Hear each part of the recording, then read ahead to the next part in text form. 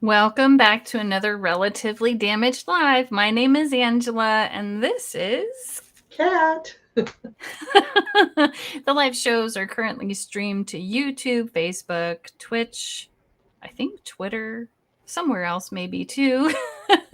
Remember if to follow and subscribe, and if you like the show, to share it with your friends. Kat and I usually meet on Mondays and talk for about 30 minutes on topics we find interesting. So, for today's topic, we are ignorant white women discussing Juneteenth and equality.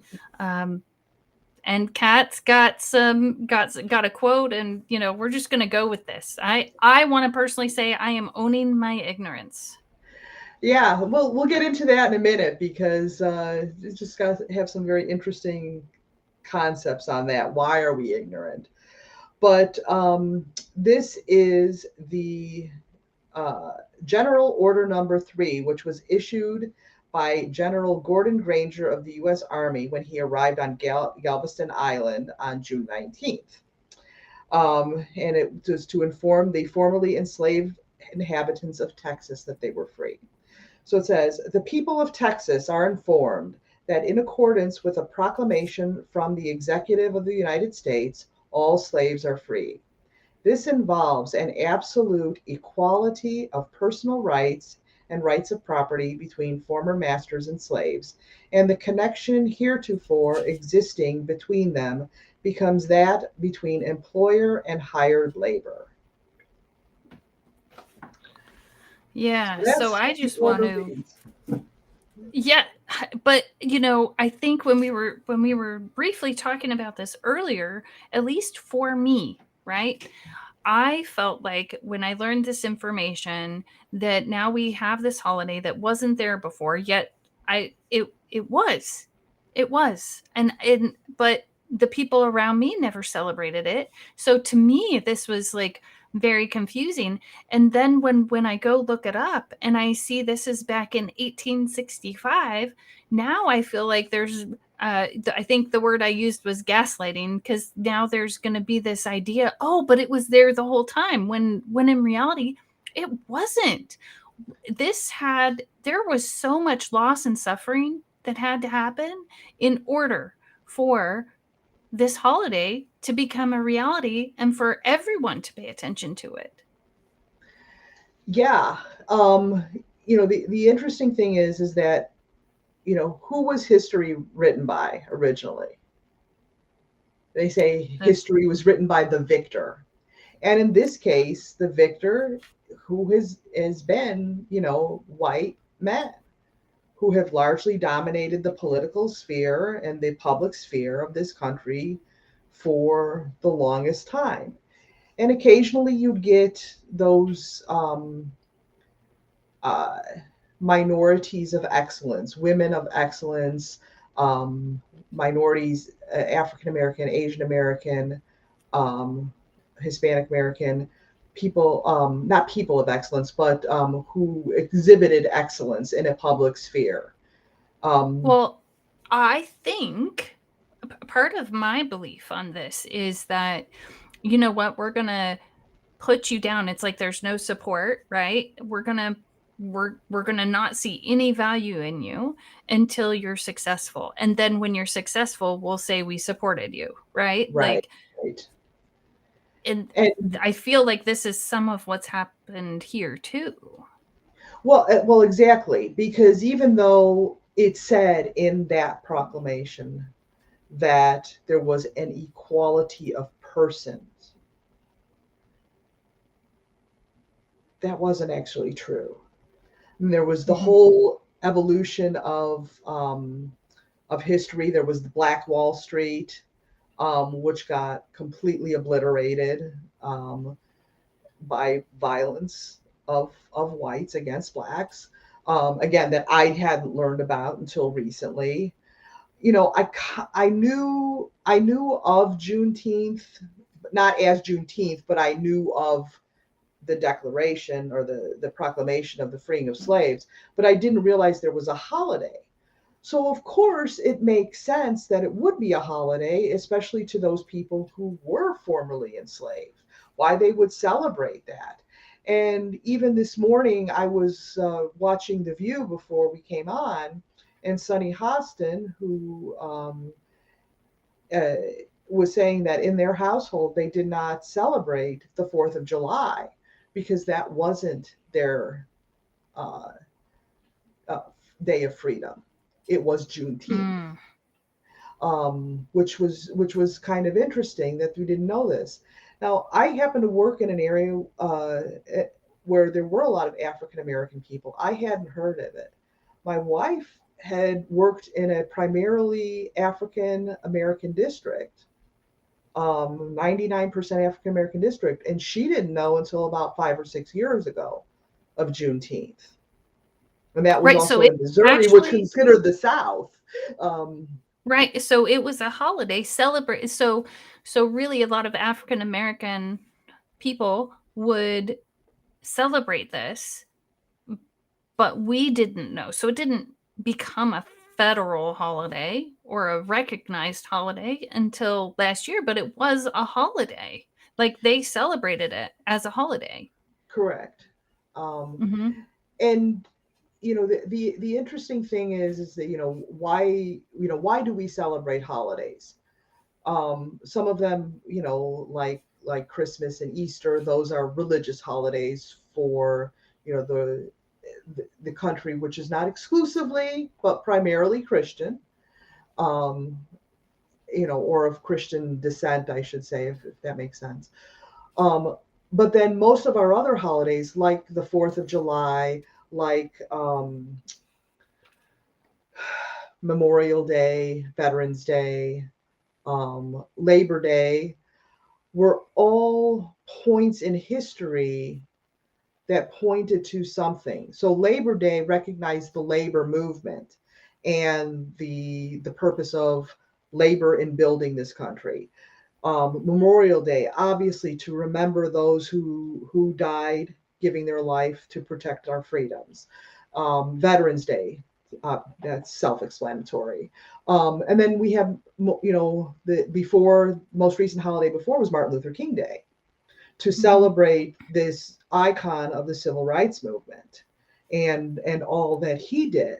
And so Juneteenth kind of harkens back to I think the beginning of that. Where Mm-hmm. did it really start? And it started with their freedom, the freedom of Mm. enslaved Americans.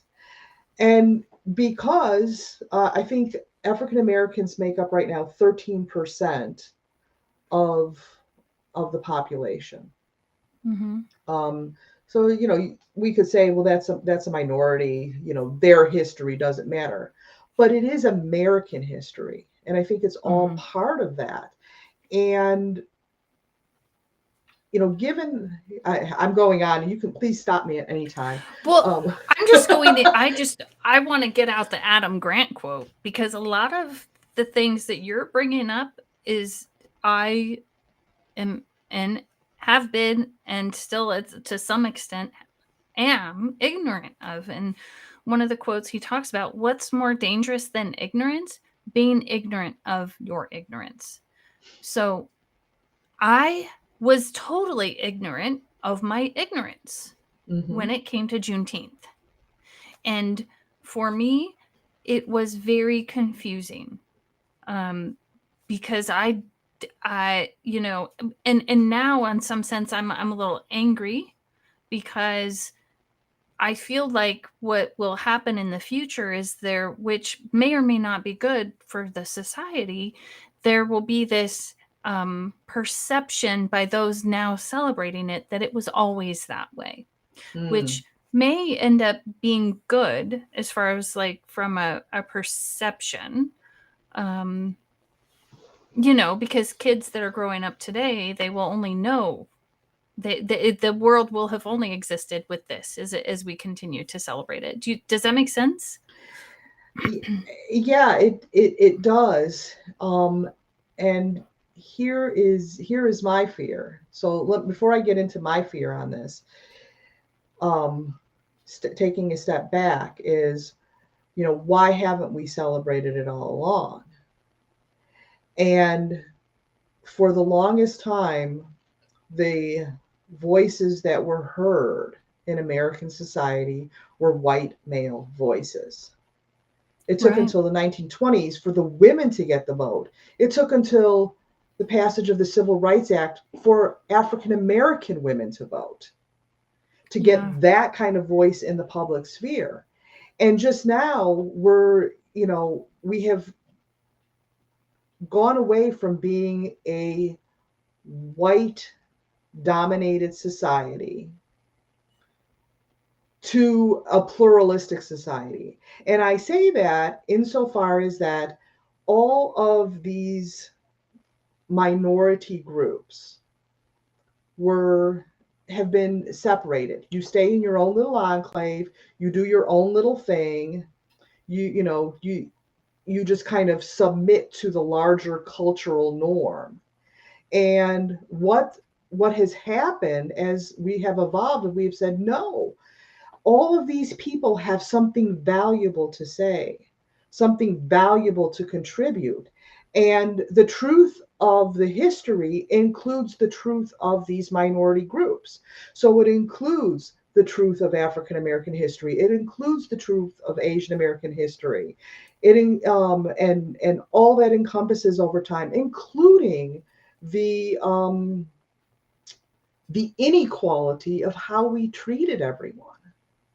Well, and how we treat each other. And I think that's what I'm trying to say is I don't want us to forget what it took to hear the voice of the minority.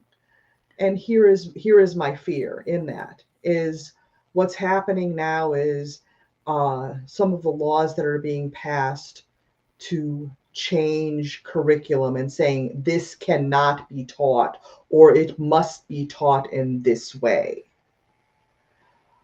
And I'm like, why don't we teach the truth of what happened?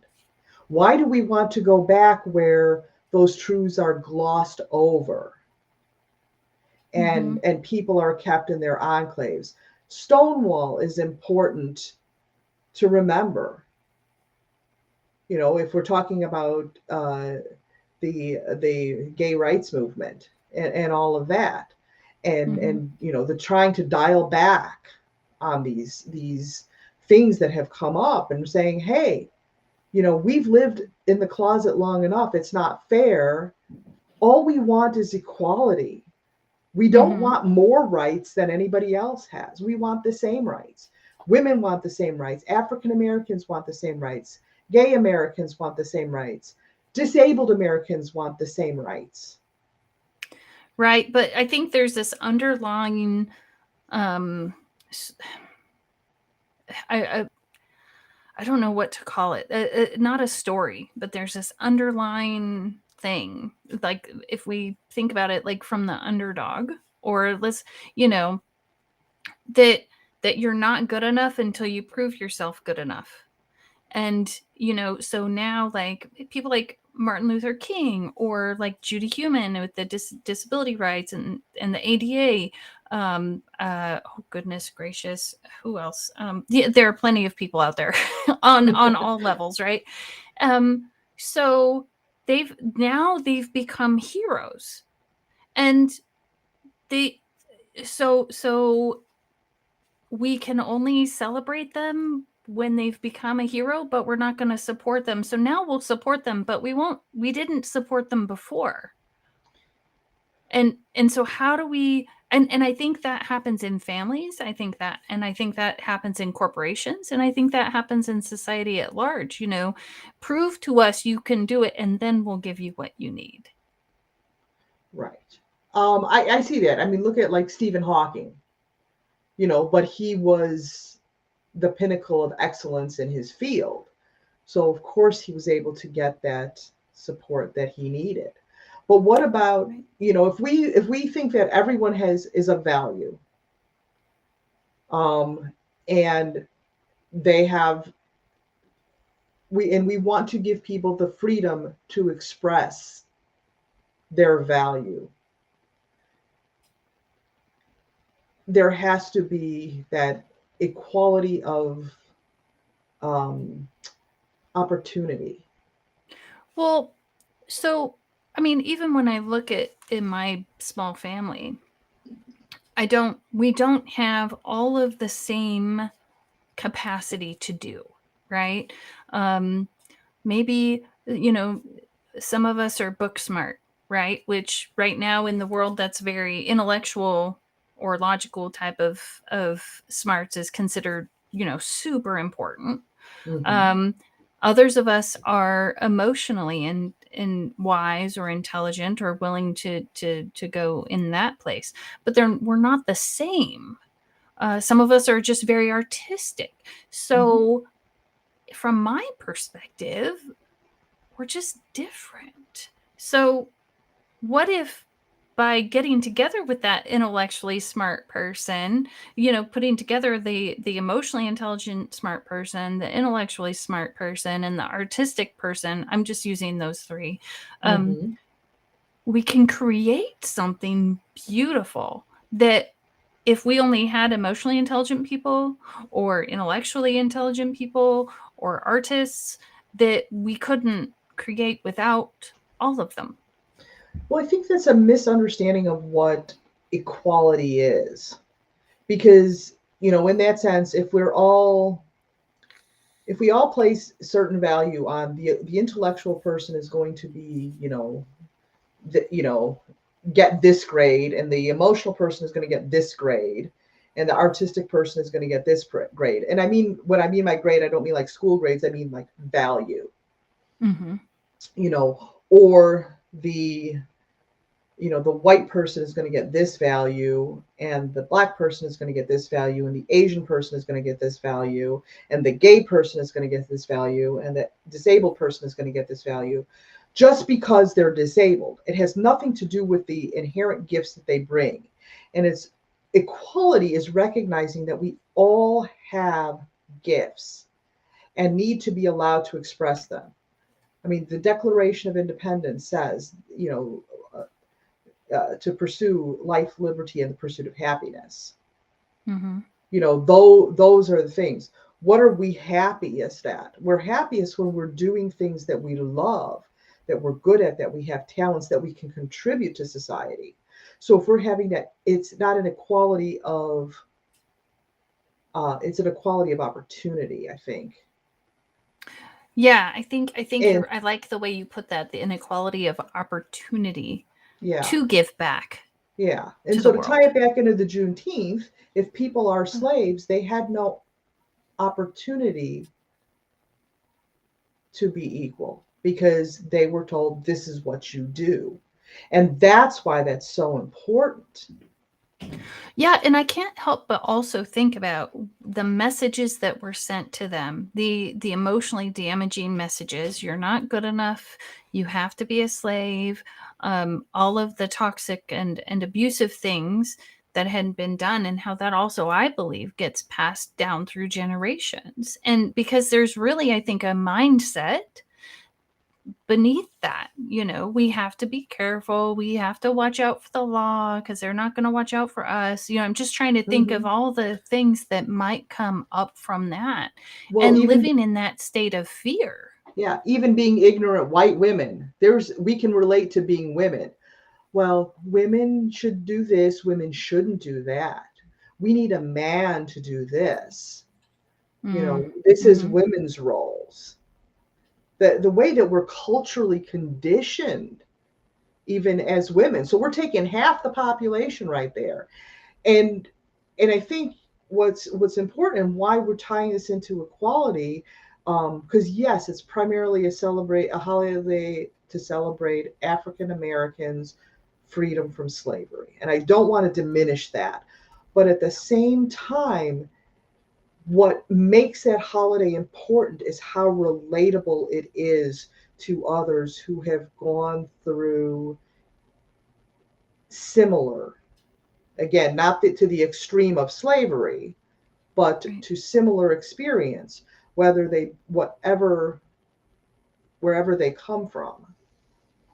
Mm-hmm. Um, Mm-hmm.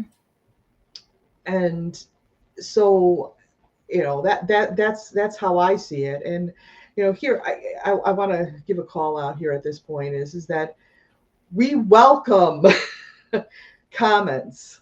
We want people to engage in this conversation with us. So, Mm-hmm. if you're watching us live, great. If you're watching us on replay, please put your comments in there, because we are ignorant and we don't want to be ignorant of our ignorance. We want to understand these other perspectives. This is just where we're coming from right now.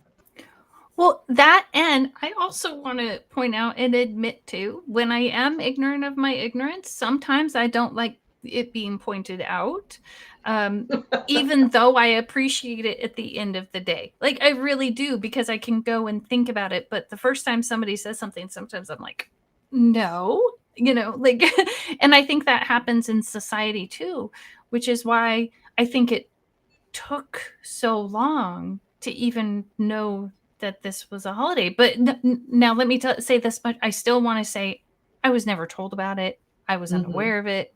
But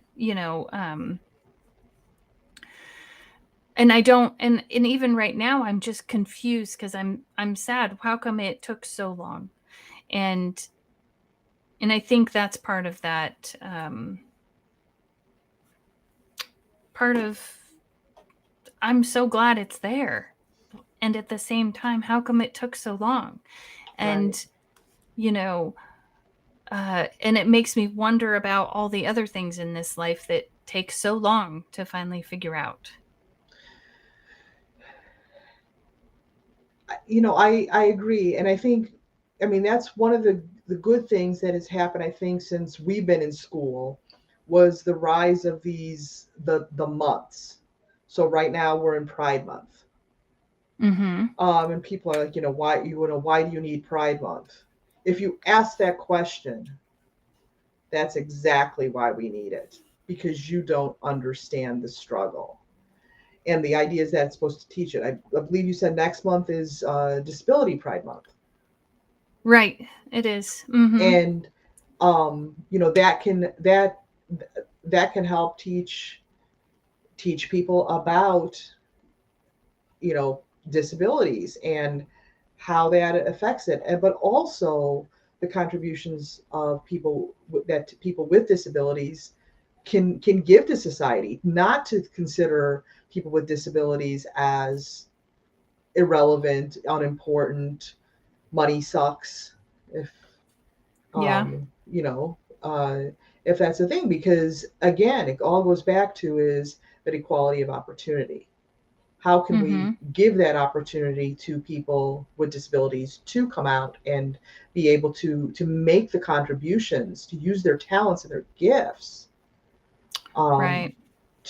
I mean, I to could speak for contribute. days on that one, Oh, probably. I know, and I'm sure we'll have that conversation in the future. And I think, I mean, for you, this is a start. What you're doing right here is a Mm-hmm. start, using your talents and your gifts to be able to come and give a voice to people who may not have had a voice, and it's beautiful. Right. Ditto. I mean, I think we're doing it. Hopefully, we're doing this together so that, Well, we are. We are. it's. Because we all are relatively we are. damaged. Well, and I think too, really recognizing that. And I think also it's important, speaking to the mental health of where, and the dynamic of where, like, the African American person came from, and acknowledging that there was some serious pain and suffering, and then knowing that that does get passed down through generations in beliefs and behaviors. I think even, um I was reading, I wish I could remember where, but like, um ma- I believe it was males, but males with fathers who had been in wars uh suffered more and had more mental health issues. So, we're really finding out that it's not just we're not just an individual separate human, that when we're born, things do get passed down, and some of those larger societal or cultural injuries come with us. And I think Mhm. that is also really important to talk about, especially for with Juneteenth, that slavery is a tremendously huge injury to people. I mean, they had no freedom except in their minds. Mm-hmm. Not unlike um, the Jews in the Nazi camps, right? Like, Mm-hmm. and to some extent, that may have been what it was like to be a slave, and we just don't know or don't have those stories because those people passed on. I mean, I could see that where some really horrible situations could happen because they weren't viewed as even human. Yes, and here the thing is, I'm you brought that up, and I'm thinking, it made me think of, in spite of all of the iniquity, in spite of the condition, look at the beautiful legacy that we have from African Americans, um, in the realms that they were allowed to participate and contribute. I mean, just look at music. You look at art. You look at I mean, American music. The foundation is Black American music. It Mm-hmm. comes from there. And it's just beautiful. I mean, and you look at the individual people that we've had, rise up, um, out of that. And imagine how much more we'd have if everyone had that same opportunity. I mean, you look at, in the Nazi with the Jews, you look at Anne Frank. I mean, look at Viktor Frankl. I mean, what we have from those people and that legacy that we've had, and other Mm-hmm. Holocaust survivors, to not only remember what happened, but to give us that understanding of the human experience. Mm-hmm. Um, and it just goes so much beyond, uh, mere quantifiable things. It's a gift of the soul. Yeah. Mm. And you know just and if people were allowed to give that, and to be fully who they were. I just finished watching the first two seasons of Gentleman Jack. Hopefully, there'll be a third, which is about a woman who was basically a lesbian in 19th century Britain, and how she defied the social norms, uh, Mm-hmm. and to be able to do what it was that she wanted. And this series was based on her diaries. And it was just, I mean, it's just kind of amazing that these few people rise above that. And it's great that we understand them, that we celebrate them, but also to look at, how extraordinary they were, that they overcame these things. And Well, and how many of us could be extraordinary if we had that equality of opportunity and that support, because and that support. I think it takes courage, and I think that I don't know that they felt safe. I mean, I think Viktor Frankl probably felt safe enough to rise up, right? Um, some of these other people, it may have just happened, but I wish for everyone, I think, regardless of ability, race, creed, anything, to feel supported, and that they and safe enough that they can step out of that comfort zone with some courage, because they feel safe enough and supported that they can step up and just really show give us that gift of the soul. I think that's so important. And yeah, it's just so important. Please give us the gift of your soul. That's what we're here for. Mm-hmm. I just want to say I'm glad that we are now celebrating Juneteenth, because we have a better understanding of American history, and hopefully can make the promise of this country true for all Americans. And all Americans can find their freedom and represent that. And like you say, give you gifts of the soul. Thanks so much, Kat. Thank you. I always love these conversations with you. It's great. It's great. It is. Okay. There is also a Relatively Damaged podcast, which you can find on Spotify, Apple, and many more, where I talk with some amazing guests about their struggle and how they found hope and healing. And so many of them, I think, found that place in their life where they could be courageous. I'm Angela, and And this I'm is Kat. Kat. and we'll see you next week.